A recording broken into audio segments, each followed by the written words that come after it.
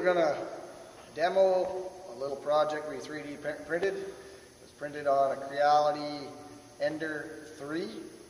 I got the design off of Thingiverse from Galactic Corndog, so compliments of him, appreciate that, and it's a pretty cool little project. It's based on a 2-stroke motor, only it's air actuated, so it's all, the air goes in here. There's a port in here that allows the air to go back into the piston, and when the piston reaches the port on the side, it allows the air to escape, and it starts all over again. Anyway, it's pretty cool. We have to time it. One thing that he didn't put in there was the timing, so basically I marked the port, and I went off to the side about the width of the con rod. We tried a couple different spots, but that's where we get the best performance at this point, so let's give her a whirl.